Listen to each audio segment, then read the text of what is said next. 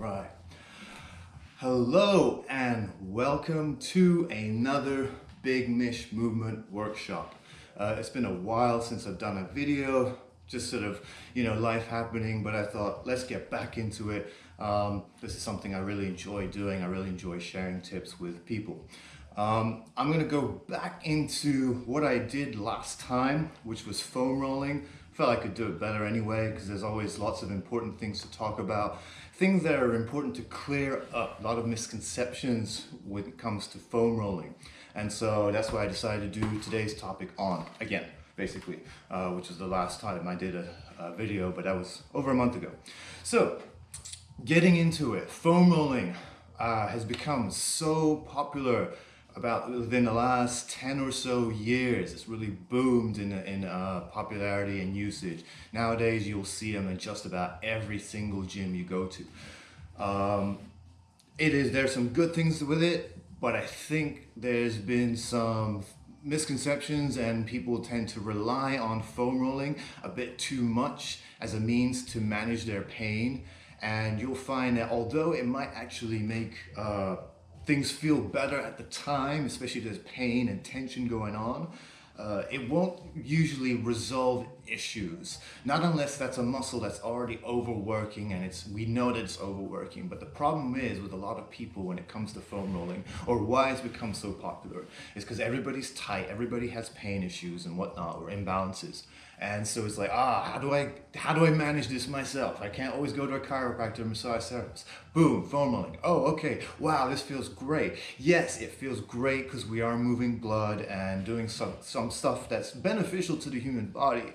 But one thing I wanted to get across right away, and one of the most important points, is that we cannot always associate pain and tightness as something that needs to be released. This is probably one of the biggest mistakes that we make with our body, is that we always assume pain, tension, okay, I gotta release muscles there. Sometimes pain is a signal. Well, we already know this is pretty common knowledge, but pain is a signal sent by the brain that something's going on, alarm, something. And believe it or not, sometimes when tissues heal, pain will still be there. Why? Because we don't trust this new foundation. So there you go. Pain can sometimes be a fooling sensation to you. We must listen to it. We must listen to it, but we don't always know what pain means. This is where you might have to see an expert, or you might have to just spend some time doing your homework rehab exercises. And then eventually you'll figure out, well, okay, is this pain going away or is it getting better?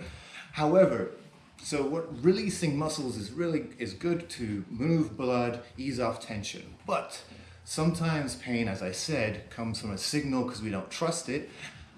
Trust the joint, the foundation, whatnot. And sometimes tension also comes from the fact that we don't trust the muscles to handle our movement. And so basically our nervous system is recruiting tension because basically this muscle is not strong enough. There's not enough tensity enough to support you through gravity.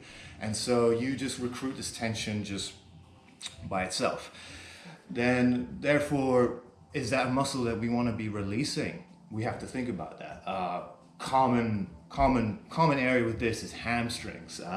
Everyone always feels tight in the hamstrings, but trust me, nobody has good hamstring or control or and strength and durability unless they're working on it. It's very hard to recruit hamstrings, very hard to develop a hamstring. So if you're not actively doing something and you're feeling tight all the time, there's a big chance that it's coming from possibly a weakness, or something else being tight that's inhibiting the hamstring, or something from the other side that's pulling on your joints, that making the hamstrings feel tight.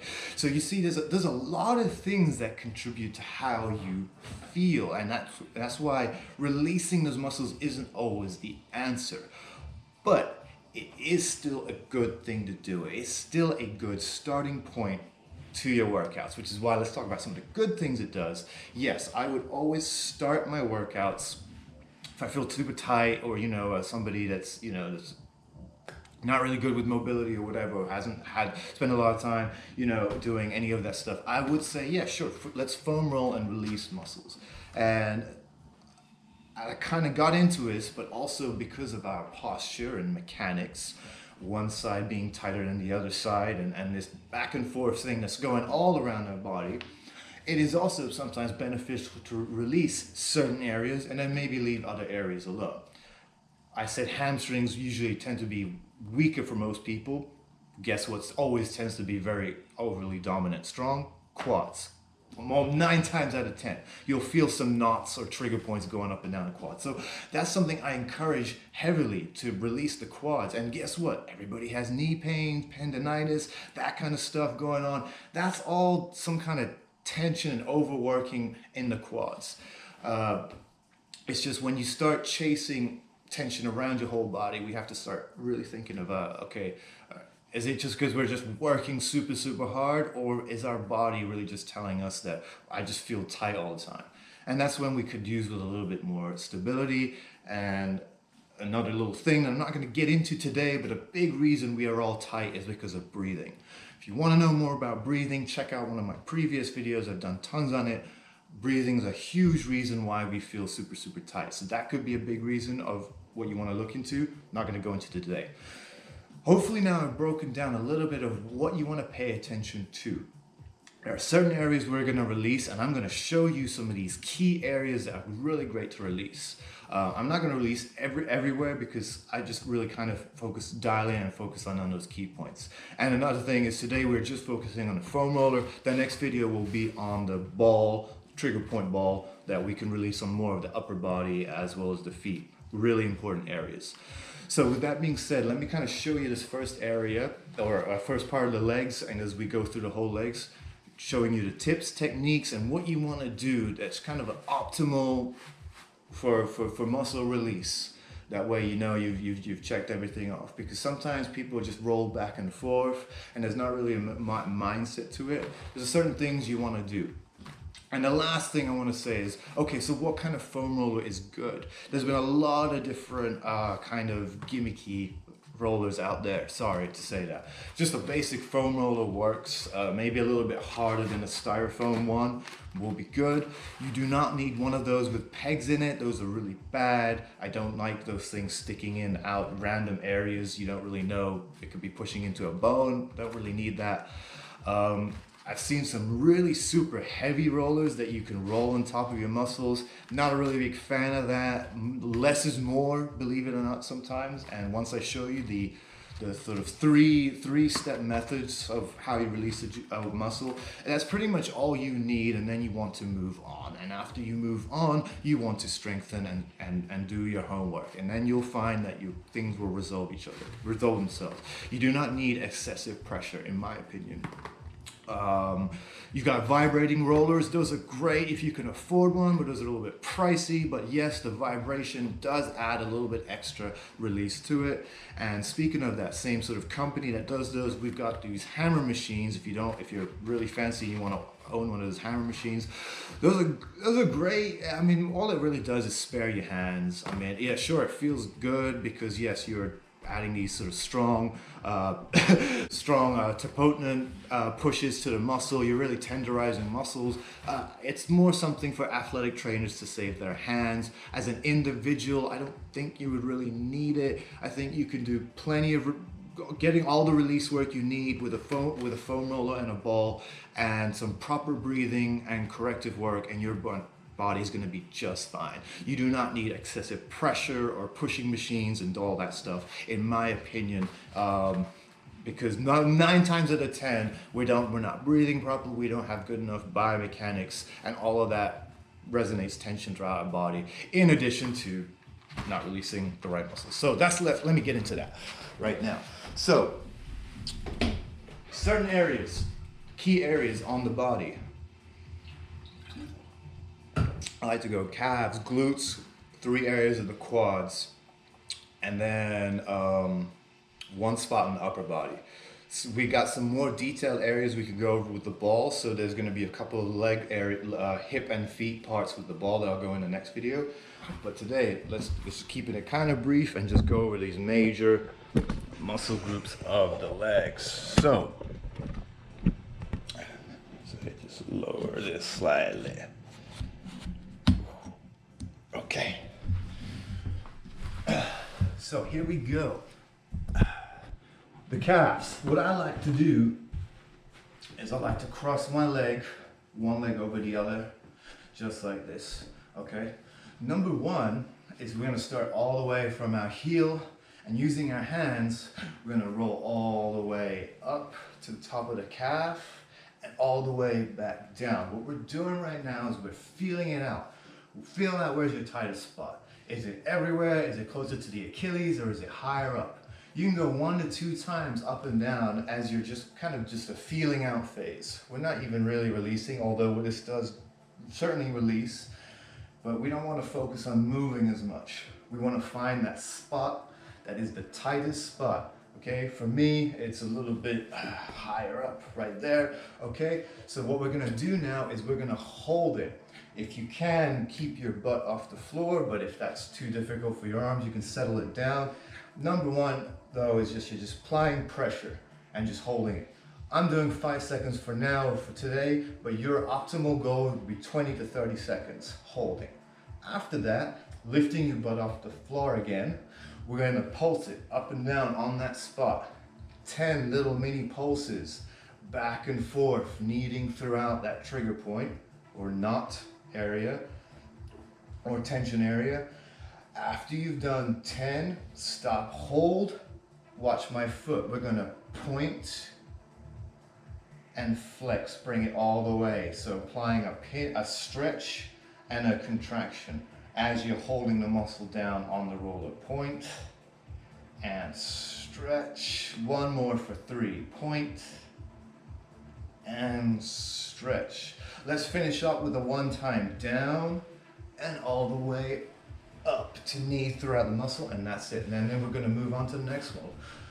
And everything's pretty much going to be in that sort of format. There's a couple of muscles where we're going to do things differently. So here we go into the next calf. We're going to go up and down a couple of times, and I'll keep this kind of quicker. Okay, you're going to find that spot, hold it. I'm keeping it brief. 5 seconds is kind of like your minimum. Optimal is 20 to 30 seconds. Pulse it for 10. This one's a little bit more sensitive for me, so I definitely feel it. You're just keeping it local on this area, 2 to 3 inches back and forth, and then your foot goes point. Let me move so you guys can see. Foot goes point and flex for 3. Nice and slowly, take your time with it. Take your time, move throughout that range, or pull throughout the range. That's called pin and stretch. I'm pinning the muscle and I'm stretching the joint. Really good, really optimal for breaking through everything. It might be intense. That's why if it's too much, don't worry about it. Work through each of these steps as you can do it. Even if it's too much to just hold the muscle right there, that's all you gotta do, because you doing friction movements and stretches is only going to be so much more intensity than what you can handle. That could bring on adverse effects and actually just make the muscle more tense in the end because it didn't like what you were doing to it. Okay, only do what you can handle, but it gets easier the more we do this. Just understand that. First time is terrible. I've been doing this so many years that it's just easy for me. Okay, so that's what you want to do. On to the next part, the glutes. A little bit different format this time. You're gonna cross one leg over the other, like so. All right, lean onto that side. So now we're already put this glute in a stretched position while we're rolling it out, okay? So now go back and forth over this hip. So right here, cross your leg, lean onto that side, so that side is getting all the work. Stretch is in it while it's being in a stretched position. Roll through all the area and take your time with it, getting into those deep crevices of the hip. I'd say 5 times back and forth, but then we're gonna hold it on the most tender spot. Okay, about 5 seconds for now, but I would recommend 20 to 30, and then we're gonna twist back and forth, kneading into that area nicely. Okay. And then we're going to finish it by extending your leg and going through the entire glute. Just giving it a little bit of a good blood rush as we roll over and knee through the muscle. One thing you have to understand, you're not really breaking anything up when you're doing foam rolling. You're enhancing blood flow, tenderizing the muscle a little bit, but there's not really any breaking up of myofascia, connective tissue, none of that. That's all way too strong and sturdy for us to be broken up with anything superficial. So it's just more that what we're trying to do here ultimately is create good blood flow, get that moving, and ultimately that's what provides a lot of heat and warms the muscle up, making this a really good way to start your workouts. Okay, onto that quad area. So top of the quad right here, you're gonna be flat, other leg out to the side. I like to start all the way down and go all the way up to the top of the hip. And again, we're gonna feel it out. Go all the way down, all the way up to the top of the hip. Feel out where is the most tightest spot. Okay, I'm gonna stop it right there. Okay, holding it 5 seconds for now. 20 to 30 is optimal. After that, we're gonna do this pulse 10 times, kneading through the trigger point or not. And after that, the pin and stretch this time will be bringing your heel all the way back and then down, extending it again. 3 times, bring your heel back, extending it. 1 more time, back, extend it. And we're gonna go to the other quad, just the top of the quad, because we're gonna cover inner and outer. If that stretching motion is too much, just skip it. You'll work up to it. And it's also just a really abrasive move. So, you know, if you're not there yet, you don't need to do that yet. Just roll it, just do it. Worry about holds and maybe a little bit of friction if you can. All right, here we go. First off, all the way up and all the way down, feeling it out. Okay, find if you have any knots, any trigger points, any bumps. I'm gonna stop right there. That's the spot that needs the most release or tension right now. Even just holding it at a specific area is gonna draw a lot of blood to that area. So that's our aim right now, is just more just static movements, rather static holds, whatever you call it, rather than motions. Or static positions. How about that? There you go. Roll back and forth 10 times. And then bring that heel all the way back. Extend it slowly. All the way back. And then 1 more time. Good. Now, on to the next part. Oh yeah, and then you can always finish with a 1 time down and up. That's always a good way to finish. A 1 time down and up. Okay, next will be the inner thighs. So, angle it slightly, and then put your leg just right there on the side, okay? Out to the side.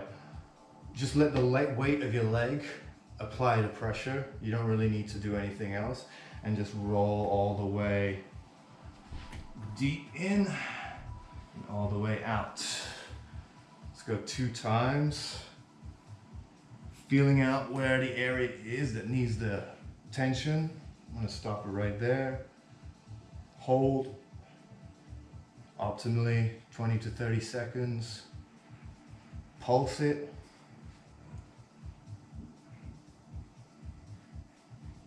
About 10 times, and then again with this heel, it's going to come all the way back and extend it out, all the way back, extend it, and then 1 more time for 3, Good, then we'll go the other side. So turn it to an angle. Right there. And then roll out all the way to the top. Back in.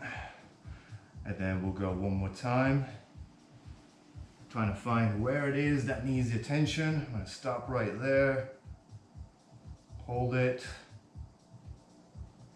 Inner thighs are really got a lot of tension, so it's sometimes good to work through these parts.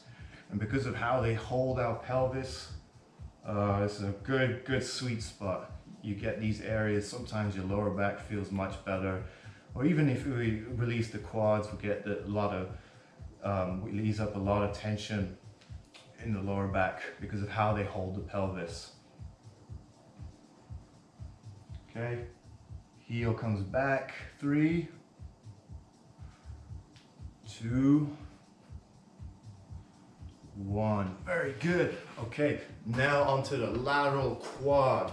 Very important area where we get a lot of tension and pain, especially the IT band. So this is another little disclaimer that I have to kind of clarify for people.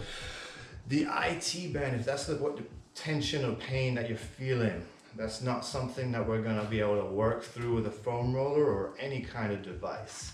That is a very strong band made of tendinous material, which is attached to 2 muscles, which again could be underworking or overworking, creating a lot of tension on that band. The band itself is going to attach the bone down here by the knee, ultimately, and cause some discomfort if these higher muscles aren't working in effect. So these higher muscles we're actually going to go over again with the ball. So most importantly, I want you to think is get out the mentality we're not releasing our IT band. But if we want to release our lateral quads, which we do depend on a lot and often get a lot of built up trigger points, that's something we can most definitely do. Just understand that IT band syndrome is more going to come from 2 muscles up here that aren't doing their job properly. And you don't necessarily want to put so much pressure on the IT band, more so on the lateral quad. And you'll eventually feel the difference as you go, because they do feel different. One feels very firm, hard, more sensitive. One feels more softer, and you'll feel probably those trigger points. Okay, for this, the most important is you're gonna have your top leg right here as for support, okay? And now we're gonna start all the way at the top of the hip and then roll all the way down to the side of the knee and then back all the way. Top again, all the way down, and then find where it is that you need to hold it. And I'm gonna go right here. Okay, lean on this leg, use 2 hands, whatever you need to. Don't make it too difficult, too strenuous. It is not supposed to be more pain. Don't force. This is not about forcing anything. Okay, let's say it's really tender. Take your time with the pulses even. Really work into it slowly, increasing the speed, or don't even increase the speed if you can. And then lastly, bring that heel back and then extend it again 2 more times. And 1. And there we go. I'll finish it up with it down and up. All the way to the top. Stop right away. Stop right at the top where you feel your hip bone. You roll all the way through. So let's go on the other side.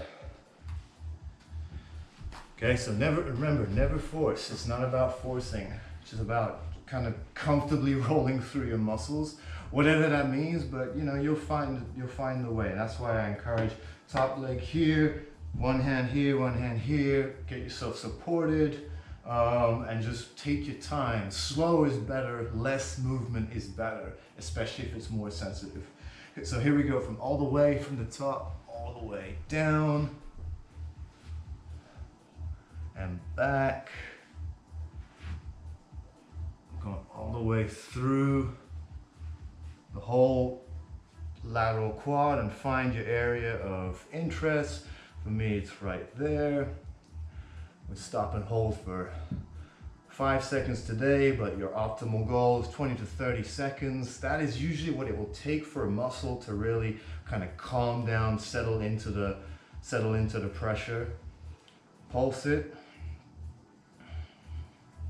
Because if you keep it moving too fast, sometimes the muscle can just seize up and react in a negative way. So that's why take your time. And then lastly, I'm going to pin and stretch. The muscle is being pinned down, and I stretch the joint, pulling my heel back 3 times.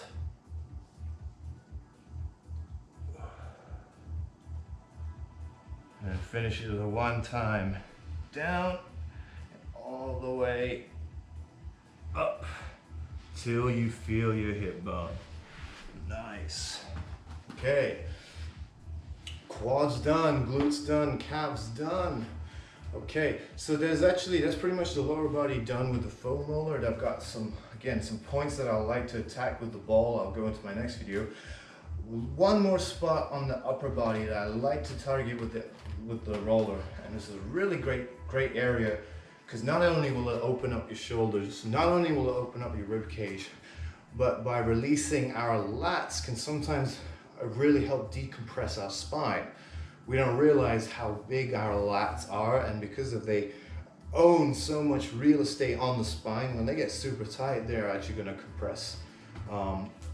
Sometimes people like to roll their lower back on the roller.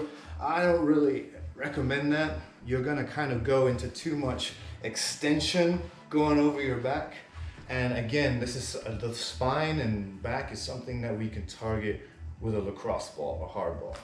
For a roller, it's way more advantageous and better for you to release laterally, because again, that will also help your spine, make you a little bit taller, and then also, again, rib cage and shoulder stuff. Opens that up nicely. So here's what we're gonna do. Place the roller down, open up your arm, start like right at the bottom of your rib cage. Your legs are just relaxed, so that way you're supported.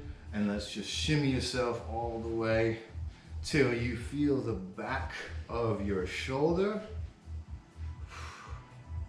And then shimmy yourself all the way down, going through your lats to about midway of your rib cage, or slightly below midway. Okay, and again.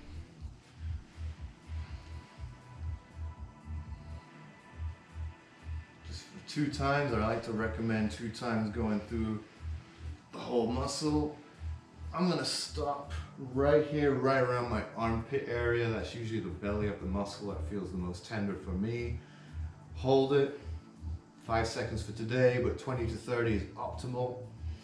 And now we're gonna do a little bit of a twist again. So I like to take my hand behind my head, and I'll bring the elbow all the way down, and then open up, all the way up, all the way down,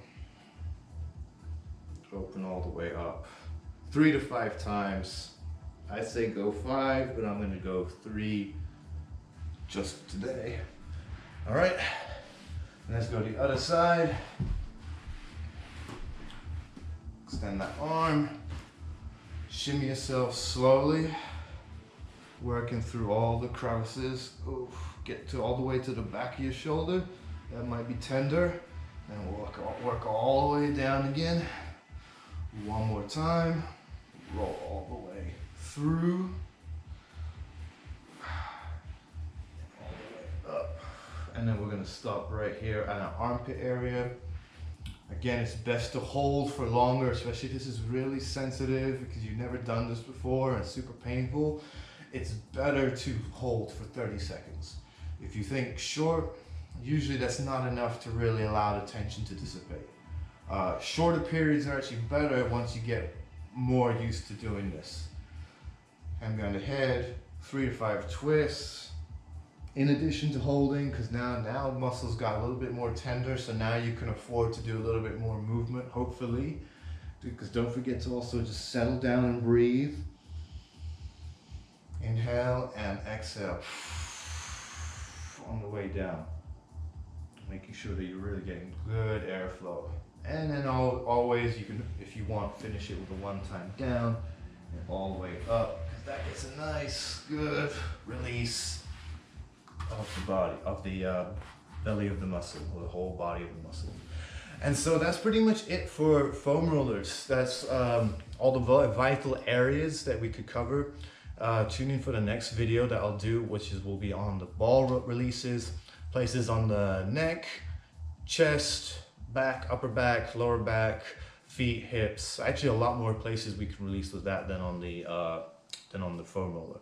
Slightly different techniques too, because just the methods will be slightly different there. But some recaps of today that I really want you to be aware of is that releasing muscles good, go through the routine that I've done, but after that, if we're still showing signs of tension and pain, probably gonna need some support, probably needs a bit of tuning up, strengthening. Maybe that muscle, maybe muscles around the joint, I don't know. That's something where a professional will have to assess. But understand that your body is always gonna need help functioning through the world of physics, 3 dimensions, and everything life throws at you. We tensify muscles because we have to get through life. And so our brain figures out a way, and sometimes if we're not strong enough, it creates nervous system tension. And if that muscle isn't actually strong, by releasing that muscle, you could be making it weaker and worse, doing more damage by overly releasing. A clear example I gave in the beginning was hamstrings, because that's just a very common one where we just need more hamstring strength. Yet everybody feels tight in the hamstrings. Probably an alignment issue, probably a weakness issue, probably a breathing issue. Trust me. Once you've fixed all those and you still got hamstring tightness, then we'll have something to talk about. But understand that this is just the way the body is. So I've given my key hotspots of the foam roller. I'm gonna give my key hotspots with the ball release. After that, I say it's ready to go, and that's when I usually like to get into my breathing stuff and my corrective exercises in my core. Because once you keep your body in check with all those things, you'll find how much easier and better movement is, how much better your tension and all that pattern, all the imbalances will be when we move the right way. Movement, it really is the best medicine. So, I see I got a bunch of comments that I do need to look through, so I am gonna kind of go through them real quick before I end this video, because I'm sure there's some things we can answer here. Okay, can I be scar? So can it be? I think she meant to say, can it be scar tissue that causes pain? 100% scar tissue will cause pain, and that's where rolling will be beneficial. However, again, sometimes that pain will still be there, because if we need that muscle to function in a certain way and it's not able to because it's not strong, it hasn't been trained to, again, we don't know. That's the thing. And the problem is, unless you just scan your body, you don't really know how much scar tissue is there and not there and whatnot. A therapist or a doctor or whatever can feel and tell you, but even then, over time, it's tough to really know. All you can really do is cover your bases. So do your releases and then train the patterns, the functional patterns that we need to. Single leg stance, both ways, hips, core. I kind of go into this in my other videos, but again, the nervous system has to trust what we do, and especially if there was injury, we have to overcome that. So that's why scar tissue is a problem, but even if we loosen that up, if there hasn't been new integrated trust, the pain will probably still be there. Yes, scar tissue. Hi, Minky. Does it have something here? Foam roller matter. Density of foam roller can matter. Yeah, because I mean, I'm using a styrofoam one, so this is much more easier, much more user-friendly. A harder one, a PVC pipe, hollow one, is probably going to be a lot more tough and abrasive. I can't even say if that's good or not good, okay? If you train really heavily and you feel like the styrofoam is just not enough for you, sure. But I feel like it's a bit too much even. So I would even go for maybe like a PVC pipe that has a little bit of foam around it. It's hollow, easy to transport, and that's usually what your best bet, because it's hard with a little bit of cushioning. Otherwise, don't get confused into thinking harder is better, because again, we have not checked off so many other boxes of why we're feeling so tense, because it makes a difference, believe you me. You have a medium and soft one. So yeah, I use a medium soft one, and it works fine. I train pretty hard and it works fine, and I don't even foam roll that often actually.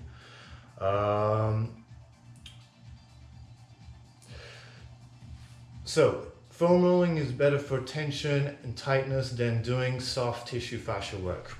Not necessarily. Oh no, I think hands are probably best. Hands are always going to be the best because there's still an element of feeling, and then you feel where you really have to go. The foam roll, you're kind of feeling, but it's always a little bit more general per se. It's just the problem is, do we have a therapist on hand? So that's more like, yeah, if you have access to a therapist, that's best. However, even then, sometimes less intervention is better. And even with me, with some really complex clients, we find out that a lot of their big muscle groups, powerful muscle groups, aren't functioning properly. And just like one tight area was what was inhibiting them. And if I was just to assume that because this client was maybe saying, I feel tight all over, and it was really just a sort of a weakness and one little bit of tight spot, without even doing a whole lot of release work, we're actually able to get better function and better feeling from just releasing one area. And that's just by really just kind of dialing down to it. So all I want to say is just less is more sometimes. I think we've gotten way too sold on to what muscle tension is doing, and it's like, oh, we gotta release muscle tension. But we don't treat muscle tension in the way it needs to, which is help, support, strength. You'll find that if you do that stuff the right way, whether it's a therapist or foam roller, you might not need it. Kind of went off on a tangent there, but there you go. There is no foam roller, hands, whatever you got access to, but I say do your homework is more important almost.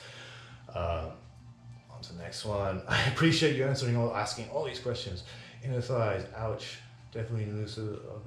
Yes, definitely. I'm telling you, if you roll out the inner thighs, that just works wonders on the hips and the lower back. It really does. Okay, appreciate you as well.